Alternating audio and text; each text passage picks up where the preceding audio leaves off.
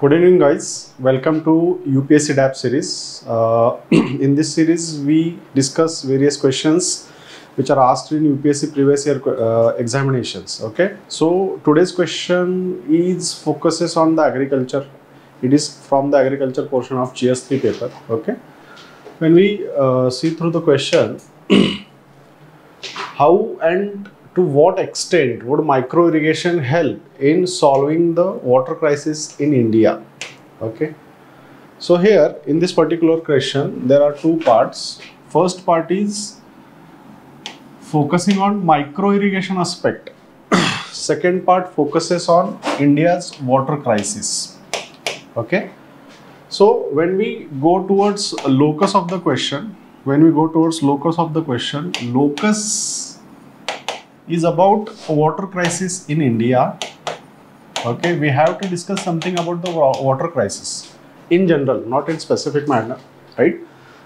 When we go towards focus of the question, how water crisis will be, or what we say, how micro irrigation facilities, okay, how micro irrigation facilities will help to solve this particular water crisis in case of India.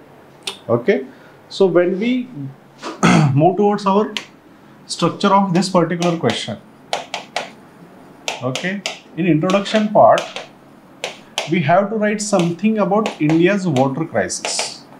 Okay, Indian water crisis, we have to write some data about this particular water crisis in India. Okay, after that, when we move towards body of this particular question, we have to focus on micro irrigation. Okay, in this particular question it is not expected to write something about micro irrigation, but how micro irrigation will save water. Okay, and this saving of the water will ultimately affect the water situation in India, right? And towards conclusion, in this particular question, there may be, you can write a conclusion or it is not necessary to write any conclusion. Okay, so we can focus on these two aspects of particular structure of this question, right? So moving toward the answer, first we have to write some introduction. Introduction should focus on present water scenario. What is actual crisis that exists in India with, okay, with a per capita water availability of 1428 kiloliters per year, which is well below water deficiency threshold, right? So whatever water available, let's say whatever per capita water is available in India is around 1428 kiloliters, but it is well below threshold level, right? Second thing, we have to keep in mind that India is predominantly an agricultural country, right? Agriculture sector plays a very big role, a very important role in Indian economy as well, right? Around 18% of the GDP is contributed by agriculture, around 50% of the employment is contributed by agriculture. So agriculture sector cannot be neglected in such aspects. Okay, when we compare these both concepts with each other, we can safely say that agriculture is also important, as well as there exists a water scarcity issue or water crisis issue in India, right? We have to address, or we have to mention at least these two parts. Threshold, micro irrigation efficiency in water use, saving of about 30 to 50% and prevention of soil erosion can address India's agricultural water crisis. Okay, so first we are accepting the fact that there is a water crisis that exists in India, as well as there is a particular solution through use of micro irrigation practices that can be used to manage the above crisis.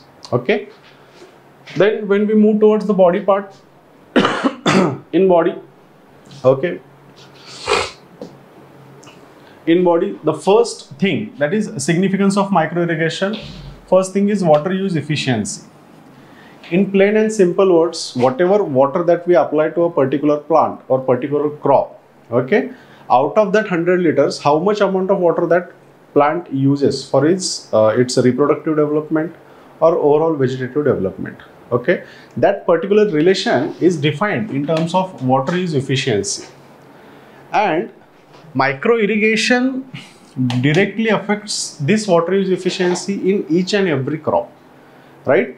If we consider flood irrigation, for example, flood irrigation, if flood irrigation gives around 100 liters of water to that particular crop, micro irrigation will only give around 30 to 60 liters of the water, depending upon our crop type or depending upon our whatever plant that we have planted in our agricultural land, right? So there is a saving of water, direct saving of water. So micro irrigation applies water directly to the root zone of the plants, hence it reduces the wastage of water, minimizing water losses through convenience, runoff, deep percolation and evaporation. Just focus on keywords here.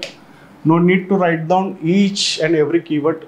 Okay, no need to explain each and every keyword here in this particular question. This targeted approach ensures efficient water utilization and reduce overall wastage of the water. Okay, so first thing is water use efficiency is going to increase if we consider or if we implement the micro irrigation practices.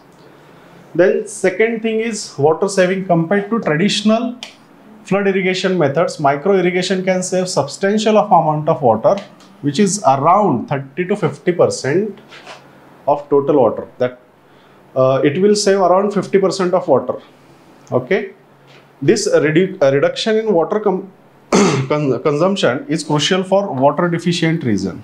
Okay, if we consider case of Maharashtra, total land that can be brought under irrigation practices is around 20 to 21%, right? Overall, whatever remaining area will be there, that can be focused through these water saving techniques or through micro irrigation facilities, right? So you can write a case study, a short case study in 1 to 2 sentences explaining the situation in Maharashtra, right? Then moving towards third point. Third point focuses on energy efficiency. Micro irrigation system require less water to be pumped, resulting in a reduced electricity consumption, and that will ultimately save some money from our marginal farming community as well, right? Even though installing such type of micro irrigation system is going to be costly for that particular farmer, but when we consider the case in long term, it will ultimately save some rupees and hence increasing the profit of that particular farmer. Okay, as water efficiency increases, energy requirement for irrigation decreases, leading to a cost saving and environmental benefits as well. Moving toward fourth point. Fourth point focuses on nutrient management. Okay, through use of this micro irrigation facilities, we can apply the particular fertilizers to the direct root zone of that particular plant. Okay, here also with saving of water, we are also going to save some nutrients as well, some fertilizers as well. Okay, so reduction in consumption of fertilizers will indirectly benefit the environment, will indirectly benefit the soil management, will indirectly benefit the farmer as well. Okay, and this is possible only through micro irrigation facilities. It will be possible only through micro irrigation systems. Okay, here we have to install another system. That system is known as fertigation system. Okay, with combination of this fertigation and micro irrigation, we are able to save water, we are able to save fertilizers as well. Okay, micro irrigation prevents fertilizers from washing away as water is applied locally to the root zone. This helps reduce nutrient loss. Leaching ensures that plant receive a targeted and efficient supply of nutrients. Okay, after that,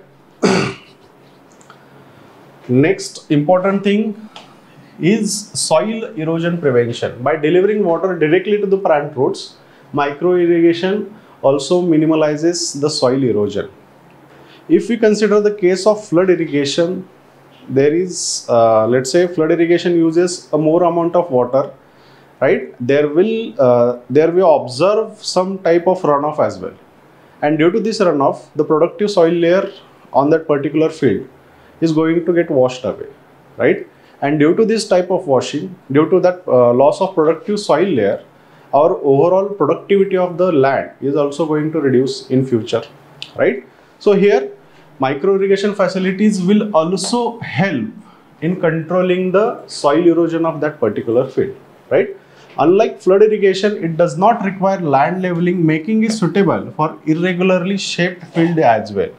This reduces labor intensity, cost associated with preparation and maintenance of that particular field as well. Okay, so overall, this thing also is going to reduce whatever the input cost that we are providing in that field, right? So this is our last point. I guess in such type of questions, there is no need of any conclusion as well. Okay, we have to write this particular question in 150 marks, in 150 words. I guess we have already crossed that limit here. We have to reduce some data as well. Okay, so write conclusion on case by case basis. If question is very open-ended, in that particular question, you can write some conclusion as well. Okay, but not necessary in every question. Okay, I think your doubts are cleared here. On that good note, thank you.